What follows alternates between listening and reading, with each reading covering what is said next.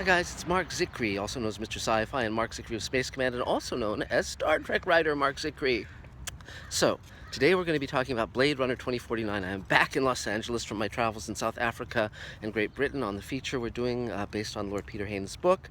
And I'd been eagerly awaiting Blade Runner 2049. Here's the Blade Runner 2049 shirt I was given at the Blade Runner 2049 party at San Diego Comic-Con a few months back when we had our Space Command panel there, and that was an amazing party, which I will tell you about. But I've been eagerly awaiting Blade Runner 2049 ever since I ran into a financier at the gym, a movie financier who said he had helped set up the financing for Blade Runner 2049, and he had read the script and it was terrific. So that was probably about a year ago. So first off, I'm a huge Blade Runner fan. It is one of my favorite movies. I saw it when it first came out in 1982, and it did not do well. It was not a financial success, and the reviews were generally negative. And I remember saying to my friend Michael Reeves, back then we were writing for a lot of TV shows, I said, I think this is a really great movie. And every time it came out in different iterations, home video, VHS, DVD, Blu-ray, I bought those.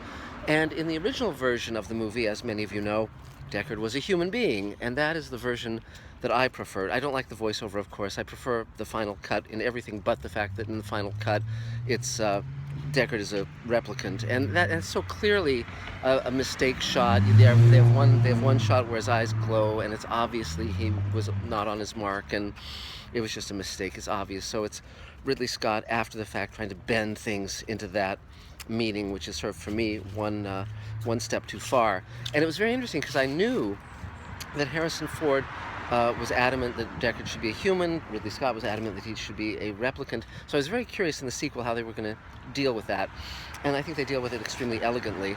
And first of all, this video is going to be full of spoilers. So if you haven't seen the movie yet, go see the movie.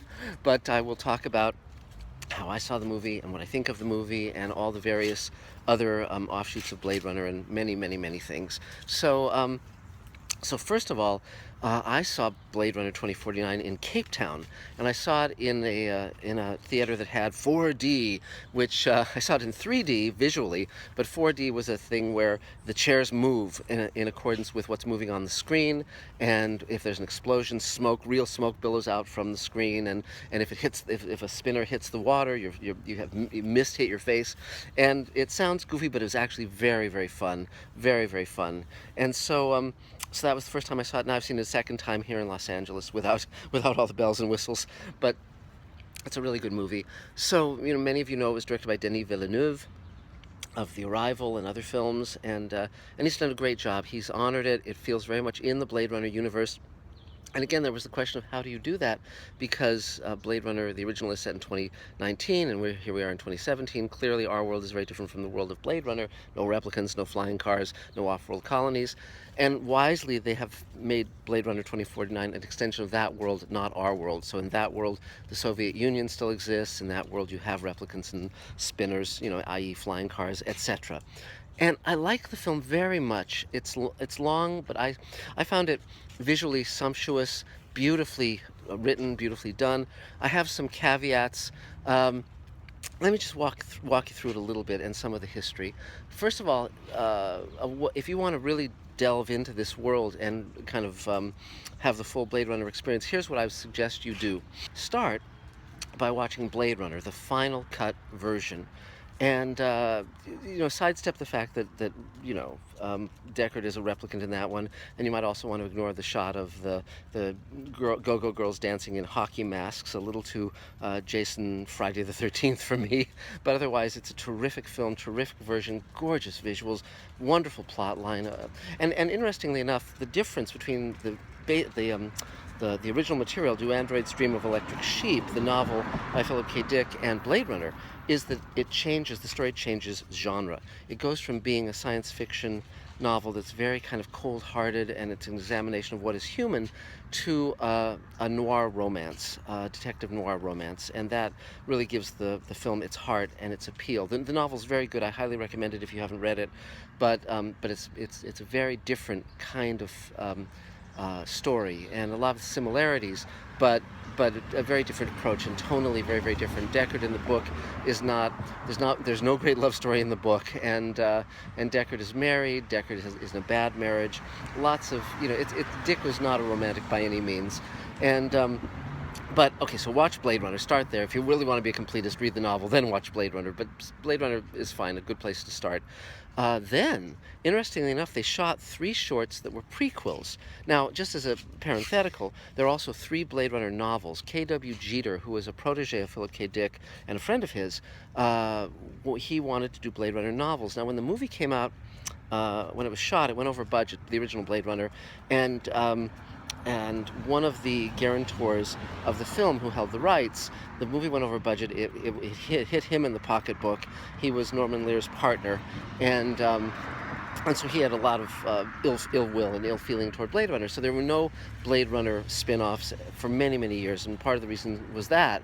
And so K.W. Jeter went to these guys, went to the holders of the rights, and said, listen, unless you exercise the rights within a certain amount of time, you will lose the rights. Legally, you have to exercise the rights.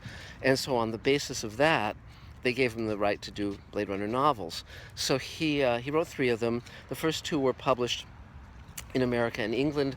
The third one was only published in England, but you can go on eBay or on Amazon and find those books and buy them. It's a very interesting alternative view of what sequel stories to Blade Runner might have been and are in that world. They're not canonical, so to speak. In other words, they don't fit in with where the sequel movie goes, but they're very interesting. And additionally, there was even a screenplay written of the Blade Runner novel, sequel novel, and you can go on eBay and even buy that and read that. But of course, that script never got made. And but again, another interesting alternative. But so if you want the Blade Runner movie experience, what you do is you watch the film, the original film. Then they shot 2 short prequel films to Blade Runner 2049. The first one is done by the creator of Cowboy Bebop, and it's animated, and it deals with the blackout, where the replicants create a blackout, electrical surge that wipes out all data, and the idea being that they will not then be able to be tracked because there'll be no data on them. And it's an animated film, very fun, very reminiscent of the original Blade Runner, and it's done by the creator of Cowboy Bebop, who was highly influenced by the original film, and this is his homage. Now, the second 2 shorts, shorts 2 and 3, are directed by Ridley Scott's son, and the first one deals with how replicants are introduced back into society, tame replicants by the Wallace Company, which is led by Jared Leto, playing Wallace, the blind Wallace. And it's okay, it's a little rough around the edges, but it also has an actor who was in The Martian, an Asian actor, and it's fun to watch. It's fun. The third one has Dave Bautista as Sapper, the character in hiding, the replicant in hiding, who we see at the beginning of Blade Runner 2049, and it establishes him as a character. And again, it's fun, and it's a little more visually like a TV show than a movie. Clearly the budget was less, but again, to watch Blade Runner and then these 3 shorts and then Blade Runner 2049 gives you sort of an epic sweep and an epic story, and it's very fun in that way. So then we get into Blade Runner 2049, and it's very rich visually, very clever, very well cast, very well acted. Direction, production design, everything is great. Here's several things that are very different from the original. Ridley Scott was working on a limited budget. He had to shoot primarily on the back lot of Warner Brothers, and so a lot of that mist, a lot of that smoke and fog and mistiness in the atmosphere was so you wouldn't be able to see behind the one street he was able to shoot on the back lot, and so he's hiding the thinness of the physicality of the set with a lot of tricks. He's filling his frame with extras and having them go by in foreground and midground and background, and he's just, the reason it's so crowded and overpopulated is because he's trying to hide the fact that he has only a very small space to shoot in. But that, of course, creates the ambiance of Blade Runner, the look of it. And it's beautiful, and you can just revisit that film over and over and look at all the detail in every frame. Every shot is just stunning. It's just gorgeous. And that's, I think, one of the reasons, again, that it's a great movie beyond the initial plot. The second film, though, Denis Villeneuve's 2049, is shot in Budapest. It's on a much bigger canvas. The sets are huge. The exteriors are huge. Most of it is on a practical. I mean, there's tons of visual effects, but there's lots of practicals. The actors talked about being on these huge, amazing sets. And that all works. All of that is cool. And the one thing I really honor about Blade Runner 2049 and really like is it's not just the same story again. And that's very important because so many sequels are just basically the same movie again. If you like that one, you like this one. And to diminishing returns. This is a different story. The basic notion in this case is, and we talked about it, whether Deckard's a replicant or not, and in this movie, very playfully, they have Wallace suggest to Harrison Ford, suggest to Deckard, who's his prisoner, well, you know, what if you're a replicant? You were designed to fall in love with Rachel and so forth. And he says, I know what's real. And they leave it at that. So basically, it's left as, is Deckard a replicant? Is he not? He may be, but he knows what's real. And the feeling I get, of course, is that he is very human. You know, he doesn't have the 2-year lifespan. The later replicants don't, but he doesn't have the 2-year lifespan, and so forth. He seems very human in this film, and I prefer that, and I like it. But beyond that, the basic plot line is a very interesting one. The idea that Rachel died giving birth to a baby, and there's the hunt on all fronts for that baby, to kill that baby, to save that baby, to use that baby to make more replicants who can give birth, to increase the replicant stock that Wallace can sell as slaves, or alternatively to help the fugitive replicants mount a revolution, using that child, now grown, as sort of their symbol of their humanity and of their souls. It's a cool plot. It's a good plot, and an interesting one, a thoughtful one about the nature of humanity. And I like the storyline, and I certainly like the actress who plays Deckard's daughter. The cast overall is terrific, very, very solid.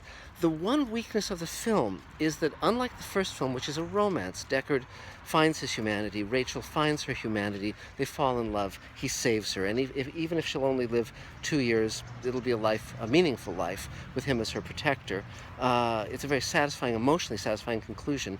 This film, at the end, you know, Kay has found his humanity, his soul, but it's not a romance. The woman he loves gets killed, and we don't even know if she's, you know, really a person or a product, because we see that they're selling many, many copies of her, and she's designed to provide someone with what they need, sort of like their ultimate love toy. And so we don't know how much of her, that character with Kay, how much of that is a real relationship and how much of that is what she's designed to do as a product, which I think is, you know, an interesting notion. But again, let's say she does love him, let's say she sacrifices herself for him, she gets killed, so he doesn't save her. He does save Deckard. He does connect Deckard with his daughter, but Deckard doesn't really want to meet his daughter, and that doesn't seem like a big drive for Deckard.